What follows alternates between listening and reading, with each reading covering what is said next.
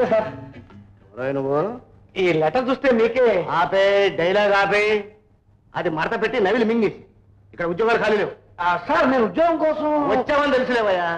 ముందు డైలాగ్ ఆపేయడం ఇష్టం లేకపోతే నటు రోడ్డు మీద డైలాగ్ చెప్పు. సార్ నేను గోపిని. గోపివా? అయితే ఏమిటి గోపి? నేను ఏదో గాంధీని నెహ్రూ అన్నట్టు చెప్తావు. ముందు పారిపో. సార్ నేను బసవరాజు గారి అబ్బాయి గోపిని. మా నాన్నగారు లెటర్ ఇచ్చారు, తెచ్చాను. మీరు పారిపోబట్టుకోండి. ఉజ్జివట్రా మా బసోడు గారి కొడుకువా? అవునండి.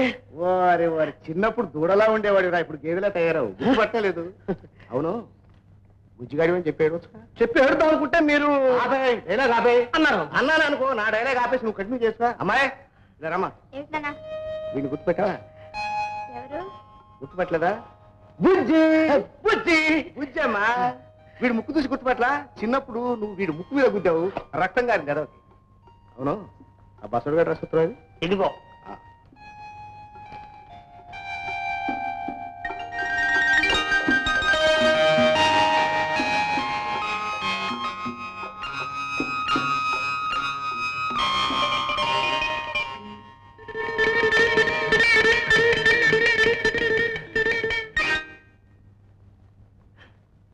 మీ నాన్న నీ గురించి చాలా చాలా రాశాడు. ఏం రాశారండి? ఇక నుంచి నీ సంగతి నేను చూడాలి. సామాన్లు ఎక్కడ? హోటల్లో ఉన్నాయండి. మన హోటల్ దిగావా? నీకు తొడపాసం పెట్టాలరా ఏదో ఒక. అది కాదండి, నాతో పాటు ఫ్రెండ్ వస్తే ఆ ఫ్రెండ్ తో పాటు నేను కలిసి. అవన్నీ కూడా మీ నాన్న రాశాడా? తలుపులో తలుపులో. చాలా ఆశ్చర్యంగా ఉంది. అంత పెద్ద పెద్ద తలుపులు మీరు పిలిస్తే వచ్చేస్తాయన్నమాట. తలుపులు అంటే అవి కావా? ఇదిగో ఈ గుమస్తా పేరు. నువ్వు ఏ హోటల్ దిగావా? నేను ఏ హోటల్లో దిగలేదండి. నేను కాదు, బుజ్జి నడుతున్నా. ఏ హోటల్ దిగావు? లేదండి, hotel Ram Vilas, room number 111. ఇదిగో తలుపులో. హోటల్కి వెళ్ళి సామాన్లు పెట్టరా. అది కాదండి. ఆపేవో డైలాగు. చూడమ్మా, వీడిని గదిలోకి తీసుకెళ్ళి. ఇక నుంచి వీడిని నువ్వే జాగ్రత్తగా చూసుకోవాలి. మీ నాన్నగారికి మీకు భలే భలే అలవాటు ఉన్నాయండి. ఆయనకు పొడబాసం పెట్టి అలవాటు, మీరు బుక్కు మీద బుద్ధి అలవాటు. ఇప్పుడు లేదు బుజ్జి. ఇప్పుడు మానేశారా? అమ్మయ్య రండి.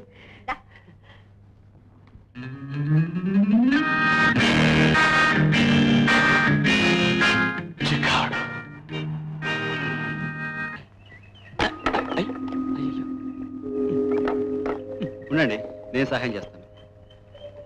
Driver driver.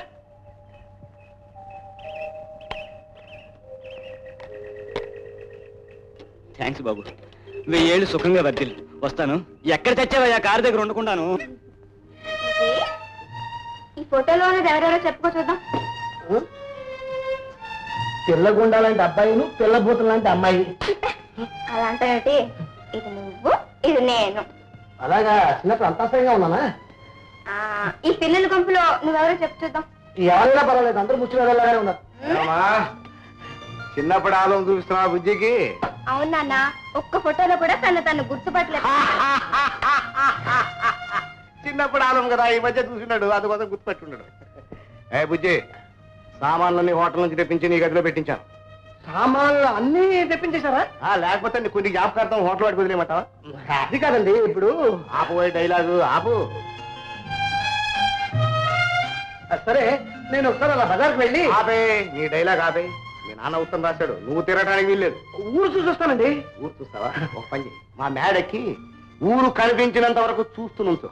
అది కాదండి, ఎందుకు అలా రోడ్డు మీదకి వెళ్ళి ఇలా ఇలా నడవాలనిపిస్తుంది. నడవటానికి వీల్లేదు నాయన, ఆ విషయం కూడా మీ నాన్న రాశాడు. చూడు బుజ్జి, నేను చెప్పేది శ్రద్ధగా విను. బజారుకు వెళ్ళాలన్నా, షాపింగ్కి వెళ్ళాలన్నా అమ్మాయి నువ్వు కలిసి వెళ్ళాలి.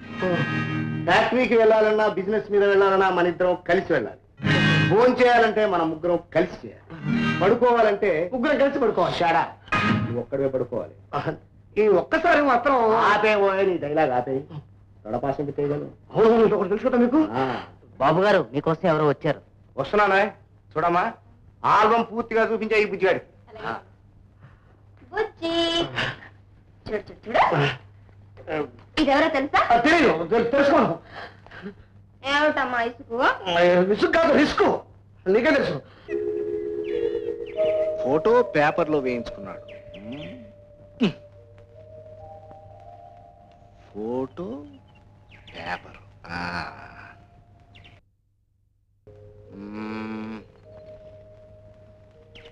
అవార్డులు అవి పేపర్లు చదివావా? లేదండి.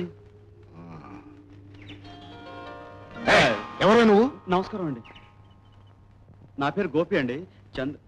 నా పేరు చంద్రం అండి. గోపి కోసం వచ్చానండి. ఆపే డైలాగ్ ఆపే. బుజ్జి ఫ్రెండ్ వా? బుజ్జి ఫ్రెండ్ కాదండి, గోపి ఫ్రెండ్ అండి. అదేలేవో, నీ గోపి మాకు బుజ్జి. ఏ ఊరు ఫ్రెండ్? వాళ్ళ ఊరి ఫ్రెండేనండి. బుజ్జిని ఫాలో అయ్యి వచ్చావు అన్నమాట. నీలాంటి వాళ్ళతో కలిసి వాడు చెడిపోతున్నాడని మా బసవరాజ్ బాబు నాకు ఉత్తరం రాశాడు. Get out. ఒక్కసారి వాడిని చూడనివ్వండి సార్. కుదరదు. ఆఖరిసారిగా వాడి మొహం ఒక్కసారి చూడనివ్వండి సార్. వీల్లేదు. కావాలంటే రేపు వాడి ఫోటో పేపర్లో వేస్తున్నా, అది కొనుక్కొంచు. పెద్ద సమస్యలు ఇరుక్కున్నాను సార్. ఒక్కసారి వాడి మొహం చూడనివ్వండి సార్.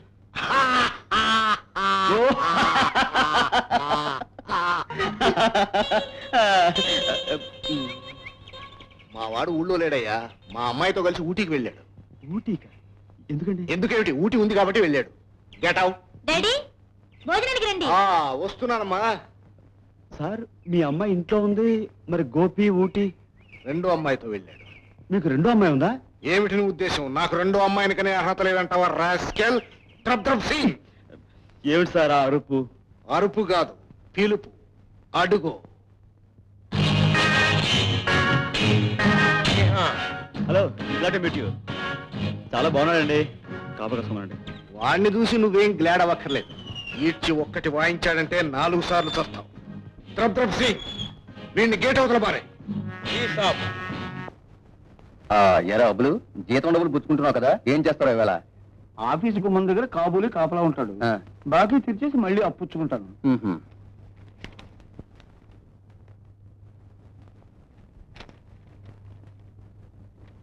ఏమై పర్లోకం, 1వ తారీఖు జీతం పుచ్చుకుంటున్నావు. ఇవ్వకూడదు సార్. అదేమిటా? మా ఆవిడ జీతంలో పై తక్కువైతే నన్ను పరలోకాన్ని పంపించేస్తుంది. చూడమ్మా, దీని మీద సంతకం పెట్టు. రెడ్డి గారు, జీతం ఏం చేస్తారు అని అందరిని అడుగుతున్నారు కదా, మరి సీతగారిని అడగరే? అమ్మాయి కుటుంబ స్థితి తెలుసు కాబట్టి అడగను. పాపం, జబ్బు తండ్రికి, తాగుబోతన్నకి తనే తిండి పెట్టాలి. తన కుటుంబాన్నంతా తన ఒక్కతే పోషించుకోవాలి. నిజమే బాబాయ్ గారు, ఈ 200 మీద 30 రోజుల పాటు 3 జీవితాలు బతకాలి. వెళ్ళొస్తానండి. ఒరే గిరి, నువ్వు ఆఫీస్కి వచ్చింది రేపు క్లబ్ లో పార్టీకి పిలవడానికేగా? అవును గురు, సరదాగా పార్టీస్తున్నప్పుడు నీలాంటి 4 ఫ్రెండ్స్ పిలవాలిగా. వస్తా మరి. ఓకే. నీ ఆఫీసులో అలాంటి పూల బంతి ఉందని చెప్పలేదురా. పీచు మిఠా లాంటి అమ్మాయిని చూస్తుంటే గుండె కీచుకీచబట్టుంది. జాగ్రత్త, దెబ్బలు తినగా. అన్నం తింటాం, టిఫిన్ తింటాం, మాక్సిమం తిట్లు తింటాం తప్ప దెబ్బలు తింటాం ఈ గిరిజాతకం లేదురా. ఈ పాపని ఒక ఊపి చూస్తా.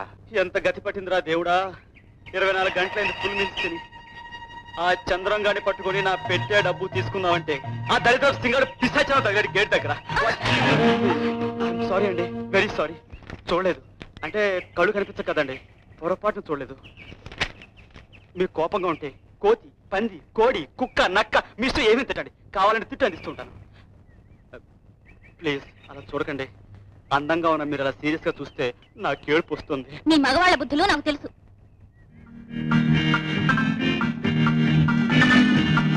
450, అద్దె 100, సామాను 40, వడ్డీ 40. పాపి డబ్బు ఆవిడే కాబోలు. ఏమండి ఏమండి ఏమండి మిమ్మల్ని. 50 రూపాయలు. అరే, డబ్బేమైంది? మీరు పారేస్తున్నారు, నేను పట్టుకొచ్చాను. నువ్వా?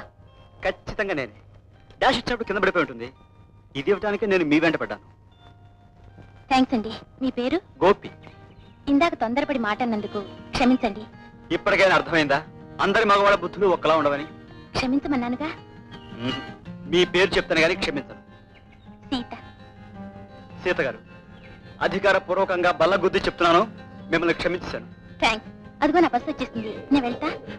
సీత గారు, మరోసారి మిమ్మల్ని కలుసుకోవాలని ఆ భగవంతుని ప్రార్థిస్తూ ఉంటాను. సీత, నువ్వే నా జీవన గీత. సీత సీత. పిలిచావా బాబు? అబే, తాత అన్నట్టుంటే.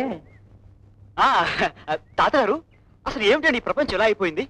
6 మాసాల బట్టి అప్పు తీరుస్తాను అంటున్నావు. ఇంతవరకు అతి కట్టలేదు. ఏంటమ్మని ఉద్దేశం? అప్పిచ్చే పాపానికి నీ ఇంటి చుట్టూ తిరగలే కష్టమమ్మా. అసలు ముసలాన్ని పిలవమ్మా, ఇవాళ బాకీ విషయం అటు ఇటు తేలిపోవాలా? చూడండి, పక్షవాతంతో మంచం పట్టిన మా నాన్నగారు డబ్బు సంపాదించలేరు, మీ బాకీ తీర్చలేరు. నా సంపాదనలోంచే మీ అప్పులన్నీ తీర్చాలి. ఎంతకాలం ఓపిక పట్టిన మీరు దయచేసి మరికొంతకాలం అయితే. ప్రతిసారి ఇదే పాట పాడుతున్నావు. ఇంకా ఎన్ని రోజులు ఆగలమ్మా? 1-2 నెలల్లో తప్పకుండా మీ బాకీ తీర్చేస్తానండి. అదే అది చూస్తాం. పదండ్రా. సరే అమ్మా సీత, ఏమిటి నాన్న? అప్పిచ్చిన వాళ్ళంతా వచ్చి నిన్ను నానా మాటలు అన్నారు కదమ్మా. దాందే ఉంది నాన్న. పడ్డవాళ్ళు ఎప్పుడు చెడ్డవాళ్ళు కాదుగా. అయినా త్వరలోనే బాకీలు తీర్చేస్తానని చెప్పేశాను. ఎలా తీరుస్తావమ్మా?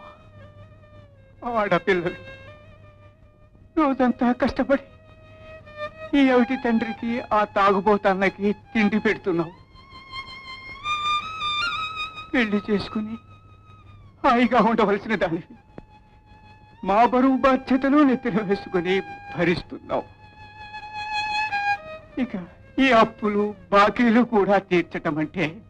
నాన్న, నీకెన్నిసార్లు చెప్పాను పరిస్థితుల గురించి ఆలోచించి మనసు పాడు చేసుకోవద్దని. మంచి రోజులు వచ్చినప్పుడు కష్టాలన్నీ అవే తీరిపోతాయి. మీరు దాకా కాస్త తెస్తానునండి.